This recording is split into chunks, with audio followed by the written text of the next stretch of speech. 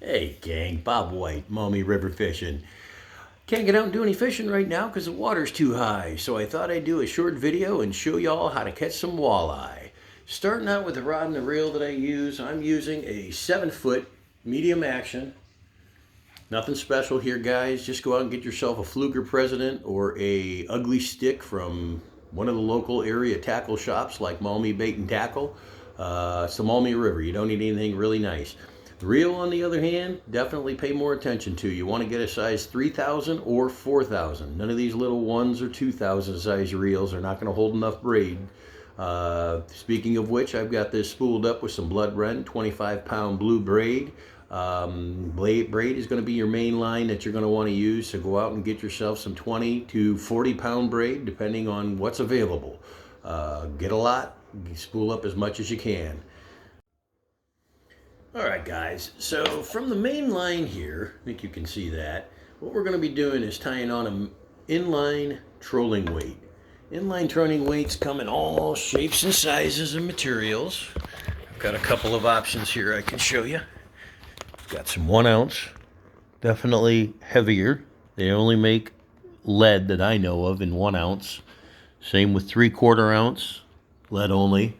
We're starting with the 5/8 ounce. You can pick it up in brass on the left and the lead there down to a half.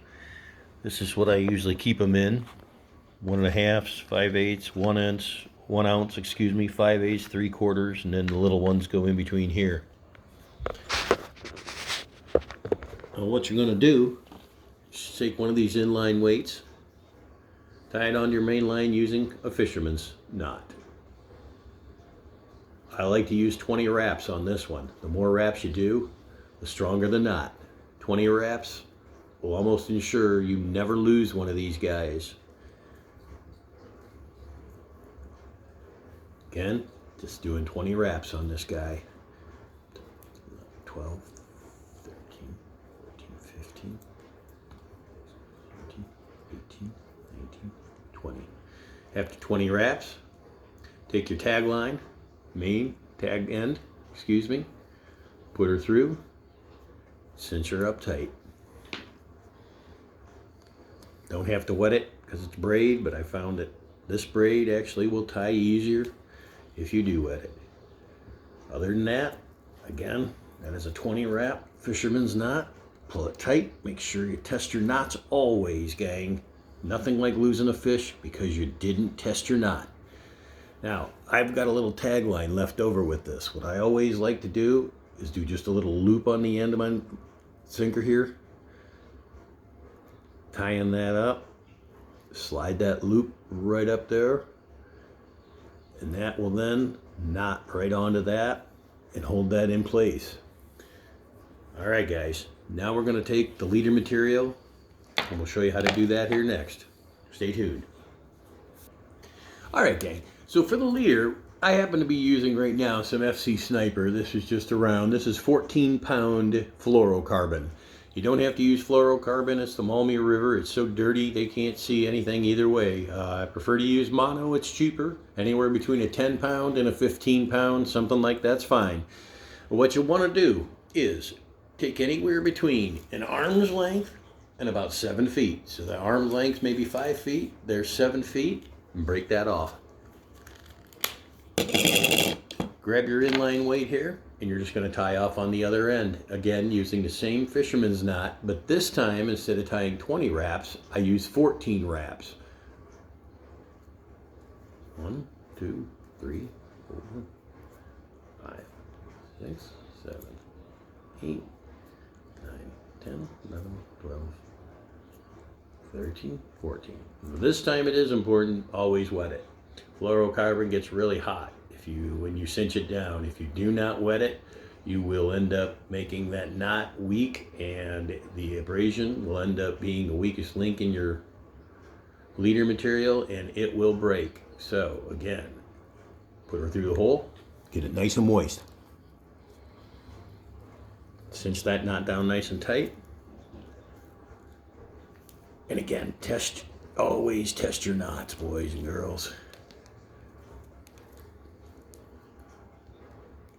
should seat down and look very similar to that when you're all said and done. Now, tag end on that's not that important. If you want to bite it off, you can. If you want to just leave it there, fine. I always like to bite them off. All right, now we're going to go down to the business end of this. All right, guys. So we're back. What we're going to do now is tie on some jig heads. Jig heads come in all shapes and sizes. These are floaters. These happen to be nickel hooks that, again, got from Maumee Bait and Tackle. It's a medium size. This one here is a large head.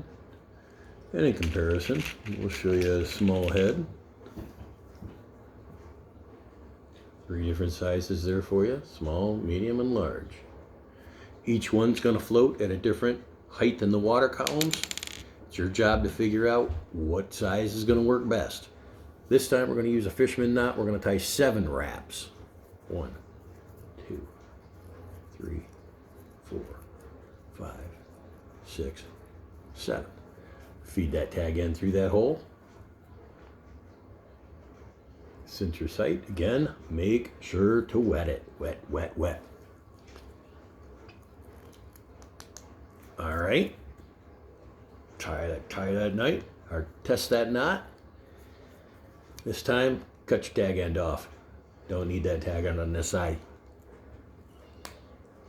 Want it to look about like that when you're done. So here's what I got. I got the rod coming out here, got the main line, 25-pound braid coming up to an inline trolling sinker, down to some fluorocarbon leader material, to a jig head. Basically, that is it. Now from there, what you're gonna want is a constant tip that's bobbing, just like this. If your tip's not doing this, then you're too light, you're floating. When your tip is doing this, it's this inline weight right here, bouncing off the rocks on the bottom. And that's what it takes. That's the trick. Now, if this is not bouncing, go heavier. Go up to the next size. If this is not bouncing, go up to the next size. If you feel it going tick, tick, tick, kind of more like this, then don't use a tail. The twister tails end up causing a little bit of drag and will raise that up. Now, if you're getting snagged up, then the trick is to lighten up.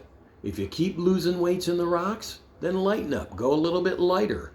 One of the things is that, again, the twister tails are the key to the buoyancy and where this is going to ride as far as the rocks. You don't want it dragging in the rocks. You don't want it 6 feet up in the air either. You want it between that 2 foot, 3 foot water column right off the bottom. So I'm going to teach you guys what I do to basically balance the jig head. Stay tuned. So balancing the jig head, it's one of the most important things when you keep getting broken off at the hook.